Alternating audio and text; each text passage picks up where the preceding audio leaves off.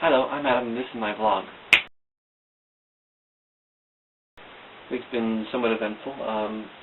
I've been trying to figure out what it is I need to do for next semester. We got a printout list from one of the counselors at the school, which I got to meet.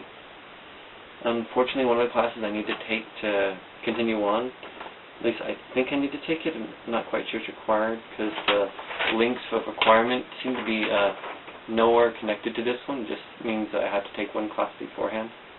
But of the classes, I just need to take most of these, and I have to test out a reading again because for some reason, even though I've tested out a reading before, I am no longer tested out a reading. But in any case, I registered for one of the classes there and a few other ones, though unfortunately I wasn't able to pay because the time I registered, the school was closed, so I couldn't pay directly. I could pay online, but I don't have that ability currently, so I'm going to be handling that next week. One of the things that was asked me a little while ago was a way of figuring out what to do with my life. One of the questions that was asked was if there was no limitation on, like, for example, if I had all the money I want, what would I want to do? And the first part of my mind that responds to that says, I have no idea. But this has been a question that's been going in my mind for many years. For example, this white sheet of paper over here, it has a question, what do you want to do? It's been a question that's been slowly going in my mind, and I had several lists made from other things, but can't seem to find all of them. But one of the things I want to do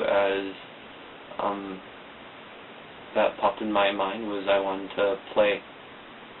It's a very simple one, but more specifically play inside an orchestra. And as such, I have found an orchestra at the college I'm going to, and I can play there. Sure, it's only open one day and night, or one night week, but it is something. I'm thinking of things I want to do. One of the few things that came out was actually building the Tesla coil that I've been working on for a bit. Though I have a problem with it as I am limited inside knowledge of the main circuit portion of the coil itself. That's one of the reasons why I'm taking one of the classes I'm taking is because though it is directly in my field, it is also directly to the Tesla coil, where it should be able to explain the basic physics behind it. And in theory, it might even be able to give me the basic mathematical constructs to understand how to make the circuitry for it, so I can have a more powerful one, and at which point I'll be able to show visible lightning. Though one of the main goals at the end is to check out some theories, at which point one guy made a Tesla gun, or his version of one, where you have pretty much it's a Tesla coil, and it shoots lightning out at a direction where you can hold it in your hand. And his works, except it doesn't really have range, and it just goes off sporadically for the most part unless you have a direct target. The direct target has to be grounded, which is the current issue with his design. I've had two alterations of what might work. Though one is using magnetic fields to do it, at which point you don't need to have, the second thing. And I think I figured out how to do that by manipulating the toroid, but I'm not quite sure. I still need to figure out if that would work, or get the pieces and build it and try it out. Let's see.